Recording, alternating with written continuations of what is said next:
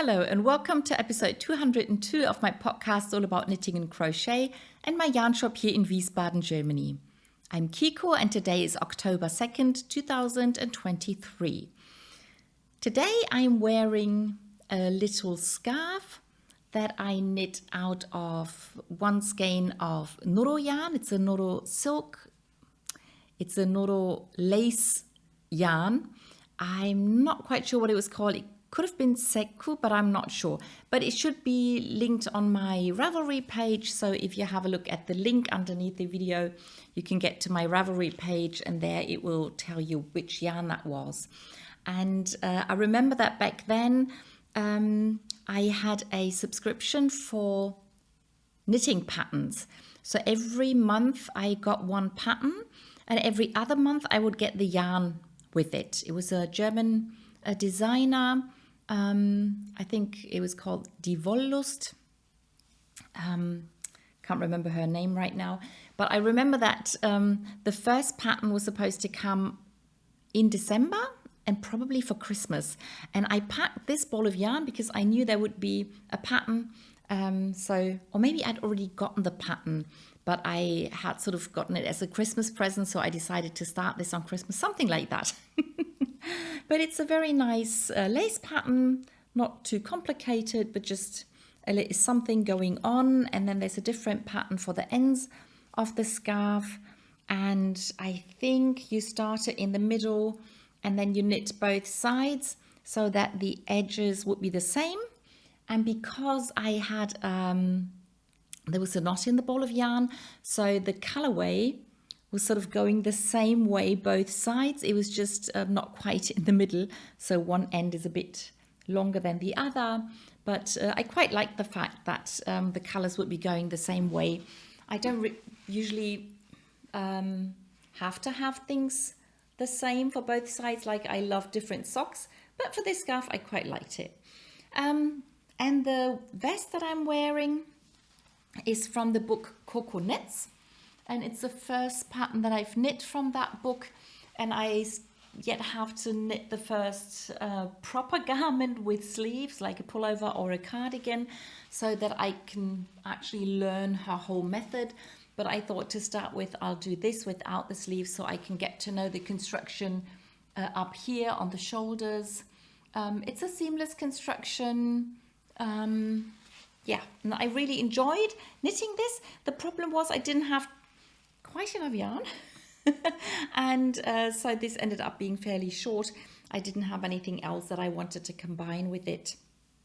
Didn't have any other colors of that yarn or so it just ended up being a little something that I can throw over if I'm just a little bit cold on the shoulders. And yeah, it's I think it's a Lana Crossa yarn called Cashsilk. Very nice yarn. Yeah. So that's what I'm wearing today. On to finished objects. I don't really have a proper finished object as in a finished project on Ravelry, but I have a finished pair of socks again. Like last week, I finished one pair of banana socks, but I just put it up as one project on Ravelry where I intend to knit 4 pairs of banana socks for 4 of the 5 kids of my 2 cousins.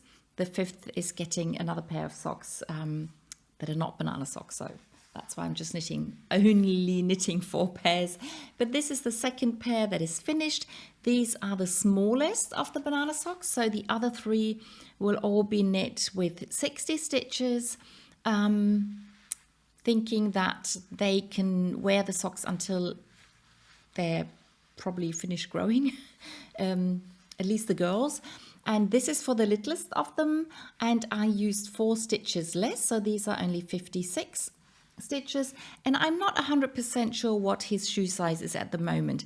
I think it's probably smaller than the sock blockers that I put in here. So if his feet are even smaller than this, the leg will be even longer. He can fold those down if they are getting too long. And then as he grows, he can flip them up. And as his feet grow, the leg will get smaller. And I hope that he can wear these socks until they either get too tight or he wears them through. And one thing I forgot to mention last week with the 60 stitch socks, half the number is not divisible by 4. So what I've done with those is that I've started and ended the rib part with a knit 2.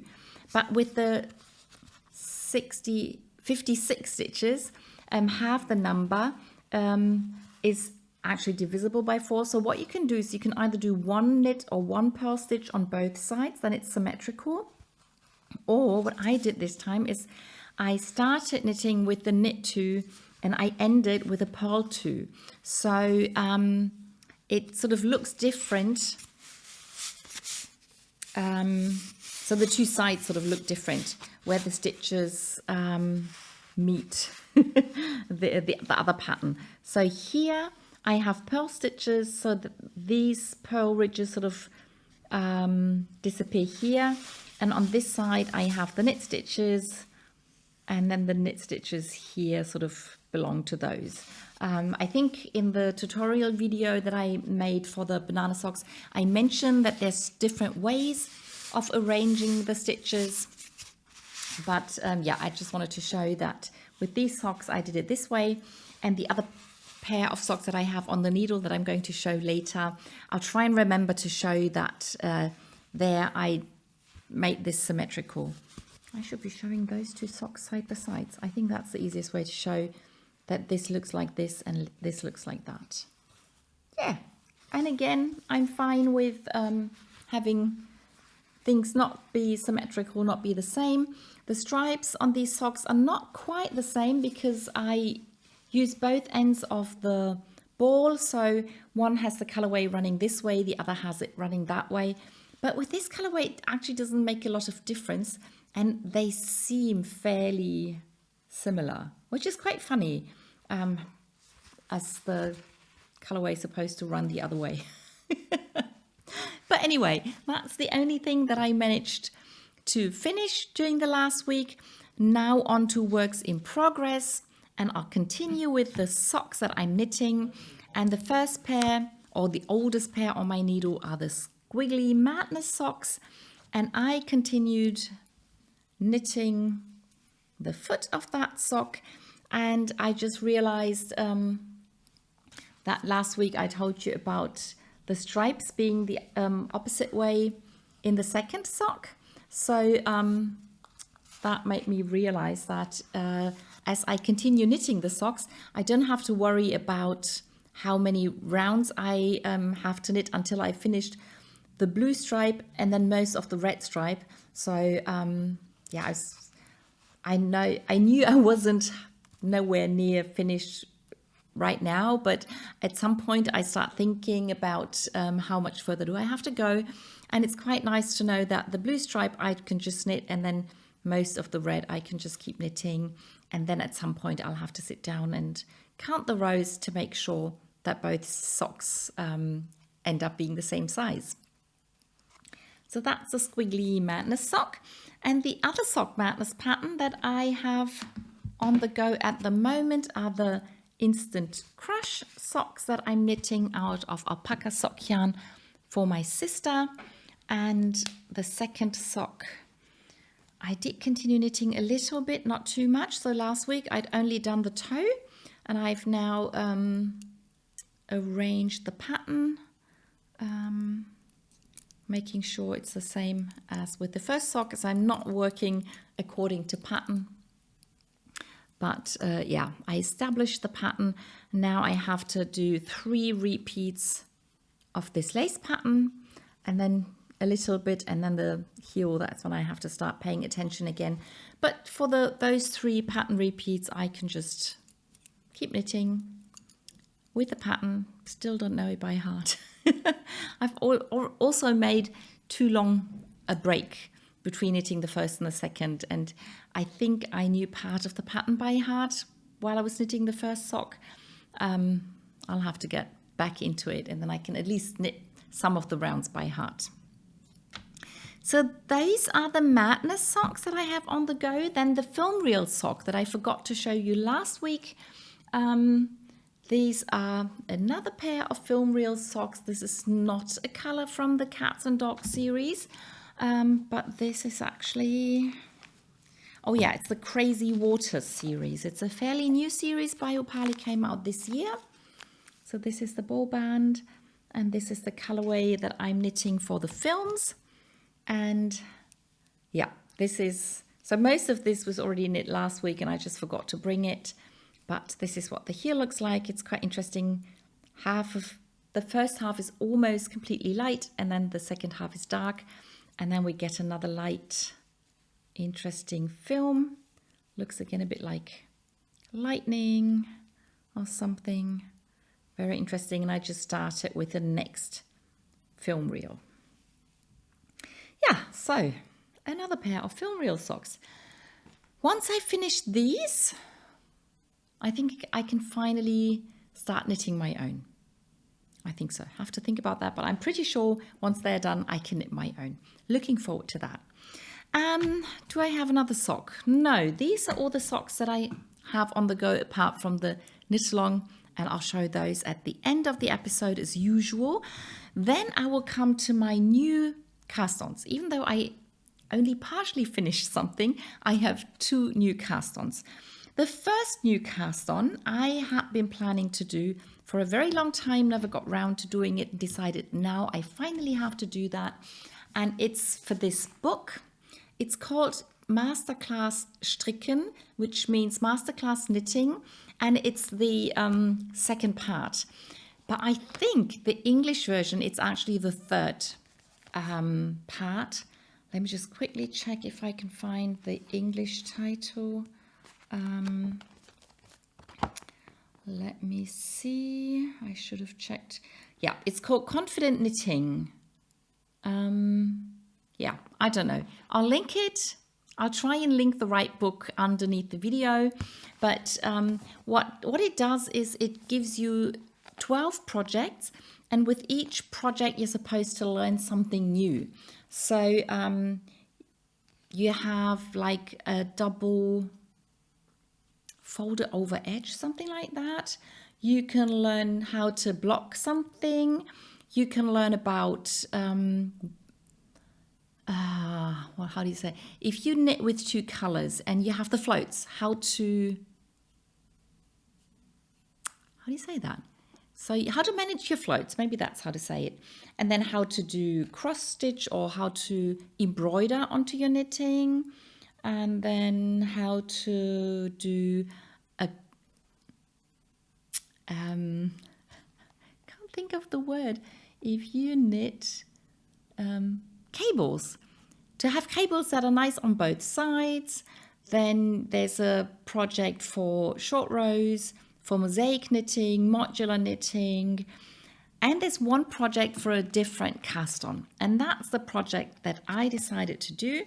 I'll just quickly show some of the, this is for the floats, this is for the double edging, this is for tuck stitches. But I decided to go for the pattern that teaches a new cast on. And the pattern is this hat. It's the hat Stellar. And the cast on that it teaches is called Norwegian cast on. And the thing is that with the Norwegian cast on, the stitches are supposed to look more like purl stitches. And with the normal German cast on, they're supposed to look more like knit stitches. So what they ask you to do is do 2 normal German cast on stitches and then 2 Norwegian cast on stitches. And then the ribbing of the hat sort of looks like ribbing from the very beginning. And then the other thing that they do is they have you do the cast on in the contrast color, then knit 1 round with the main color and then start the ribbing. And that's what I did the first time round. And I did the cast on with 2 needles the way I usually do it. And then I cast on the stitches, I knit 1 round with the main color, and then I started the ribbing. And if you look at it very closely, I think you can see the stitches that are supposed to look like knit stitches, and then here those two they sort of look like purl stitches. But I thought that the difference was really very hard to see, and especially with the one row of knitting on top. It's obvious that this is the right side and this is the wrong side, because these are all, the first row is all purl stitches. But I felt that the difference in the cast on is really hard to see and wasn't really worth the effort. So I tried to do it. No, I didn't just try. I did it again. So I cut this off. So this was the beginning of the first beginning of the hat. And then I did the cast on again, but I only used one needle. So usually that cast on gets fairly tight with me. But because they said the Norwegian cast on is a bit looser, I hoped it would be okay. And then instead of knitting the first row with the contrast color, what I did is I did the first row already in pattern. So I did knit 2 and purl 2, and I like that a lot better. So this is the wrong side of the cast on, and they sort of all look a bit like purl stitches, I think.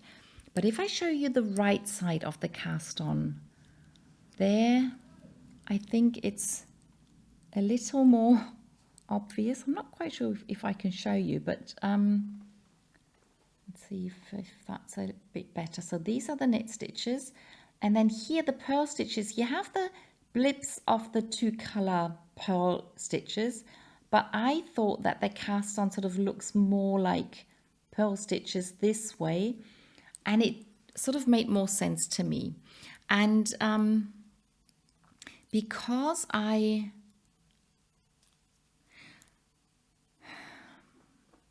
turned my work after I cast on the stitches, because I changed color, I can't really knit in the round properly. I would have just knit the stitches anyway, and I think I turned round. So that means now I'm looking at the wrong side of the work.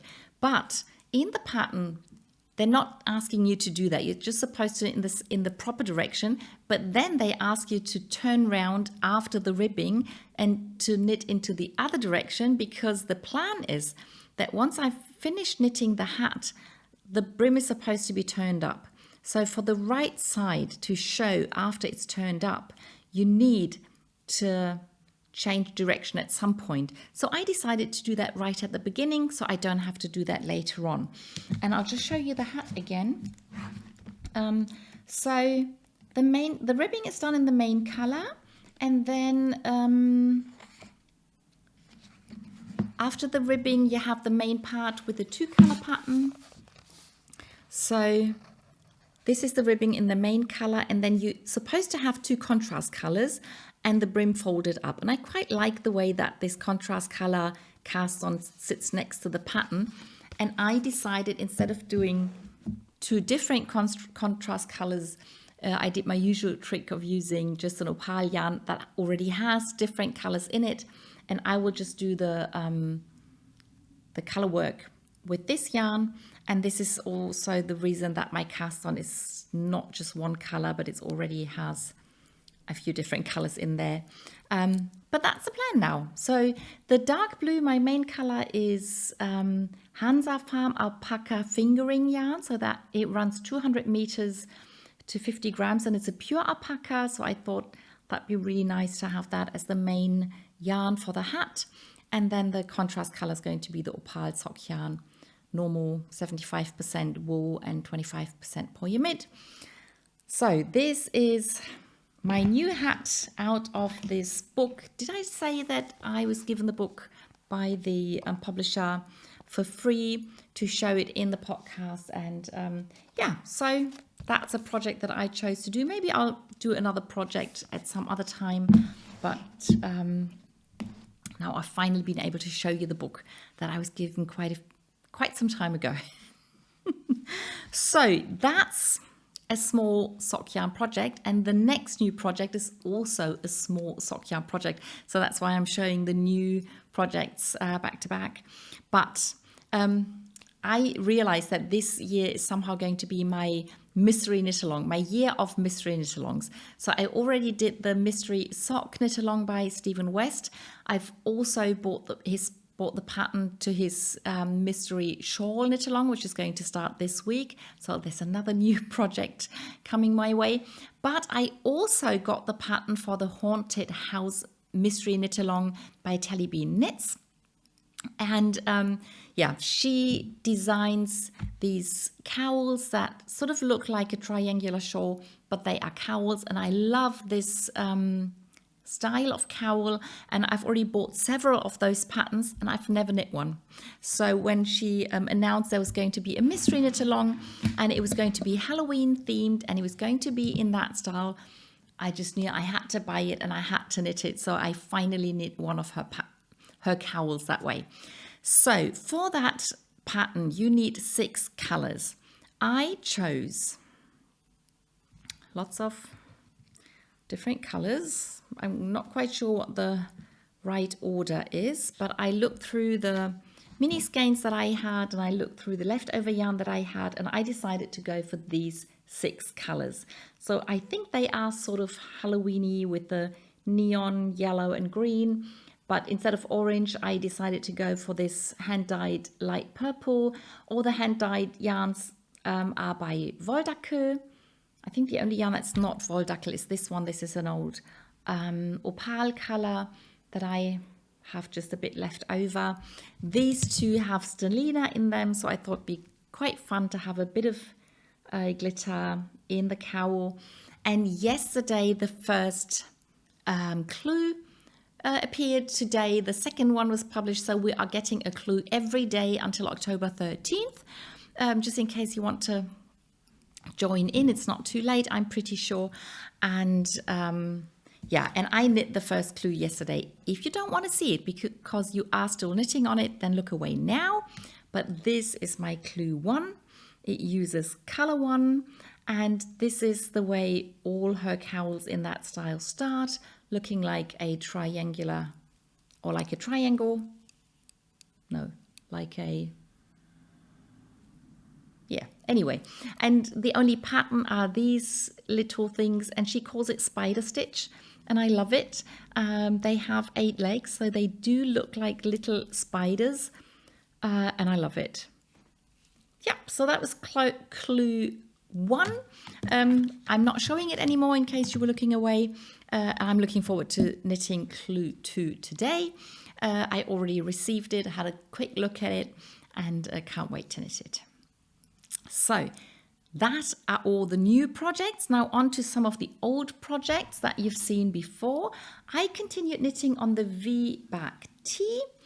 This is a pullover that has a round or normal neckline in the front. That's supposed to be the front. I'm using 3 different colors. This is my color 1.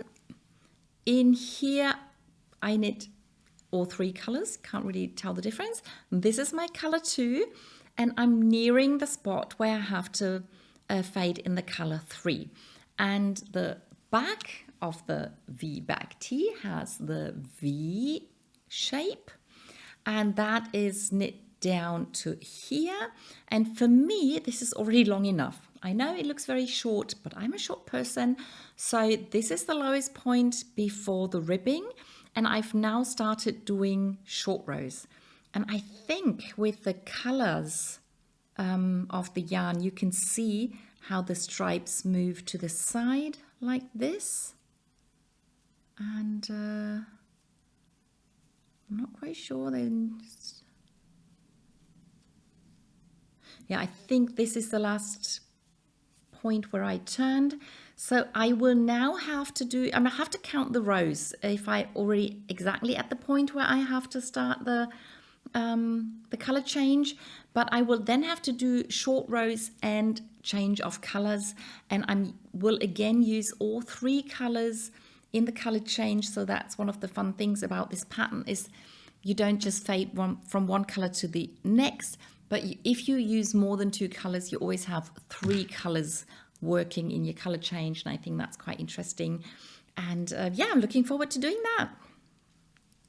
So I usually like to do the sleeves before I finish the front and back, but because of the construction of this pullover, I'm not going to do that. I'm going to finish the front and back and then see how much yarn I have left and then plan on how to knit the sleeves. So that's the V-back tee. Then the next pullover is the Reina de Picas is the pattern name. I'm knitting with this beautiful wool, silk and cotton mix. And I've only added a few rounds to this pullover, but I still enjoy it a lot. So this is the scalloped edge on the top. Then with these wrap stitches, that's when the next chart starts. And I've just done the second time wrapping those stitches. And yeah, and then I'll just continue. And once I finish that chart, there's one more chart to go. And then the yoke will be done and most of the fun will be done. And then the front and back will just be simple stockinette. So that will be perfect. Mindless knitting, so that should be good too. So that's that pullover. So that's all the garments I'm knitting at the moment. Then on to the crochet section. I added a few rows to my Grüne shawl, crocheted out of Wolldackel hand-dyed yarn. I'm using 2 different colorways, but they look very similar. So this is the light colorway, and now I'm mixing the 2 colorways. And up until now, if I sometimes did 3 rows in the light color to mix up which pattern rows I use with the dark color. And I was thinking of doing 3 rows of the dark now, but because of how the pattern works, I decided to do just 1 row of the light. So that will also give me a little more dark than light, and it will again shift which stitches I crochet with the dark color. And I just enjoy this a lot. It's going to be a fairly big shawl, I think, not huge, but bigger than a 1 skein shawl. But because of the construction, you never ever have really long rows. So you keep not working on some of the stitches on this edge, but you keep creating new corners on this side. So sometimes the rows get a bit longer and then you stop crocheting here and they get shorter again. So I think it's quite nice to work on. You never have those endless rows that never stop, but yeah, you get to do something else every now and then. I can think about the color placement all the time. So it's a very, very engaging knit that keeps me busy. And the other crochet project I have on the needle, that's the one that I crochet quite a bit on during the holidays. So last week I only crocheted 3/4 of a round. But the reason I stopped is that the second ball of yarn was done. So this is exactly 100 grams of yarn. It's the Diamant by Wollrödel. It runs 150 meters to 50 grams. And the row that I am crocheting now has these different groups of stitches. And when I do the next row, I will do some, what do they call it in English? I can't remember. It's when you don't crochet into the top, but either into the front or the back. Maybe I'll remember next week. Yeah, but once I've done the next row, this row will get more, will get its proper look. That's what I'm trying to say. So this week I want to finish this round. I want to do the next round, and then I want to block the square. Not only to see what the pattern looks like then, but mostly to find out how big the square is going to be then, so that I can decide how much more I need to crochet onto it for it to be big enough to be the front or the back of a pullover for me. Yep, so that's that. Did not get round to attaching my green granny squares to the blanket. Maybe this week. We'll see. So that brings me to my last project. That's good, the knit along. So I have one more banana sock on the needle. Already showed that last week. I don't think I put a lot of work into this one last week because I tried to finish the other pair. Yeah, it's another colorway from the Black Dragon series by MKal. And yeah, I wanted to show you that with these socks, I start and end the rib part with a knit 2. So it's a knit 2 here and it's a knit 2 here. So both sides sort of look the same. But I don't think it's important. It's if it's important to you and you have a different number of stitches, like 64 or something, and you want it the same, you can do one knit stitch here and here, or one purl to make it the same. But I was a bit worried I would forget to just knit one and then get things mixed up, especially if I'm not looking. So I thought if I do the knit 2 purl 2, it's easy to start with the knit 2 and I automatically end with a purl 2. I don't have to think about it. And I felt like it's just easier. So those sides look the same, but on this side it looks slightly different because I have 2 purl stitches here and 2 knit stitches here. But it's not a problem, I think. Yeah, so that is everything I knit and crocheted last week. I hope you enjoyed the video and I'll see you in the next one. Bye!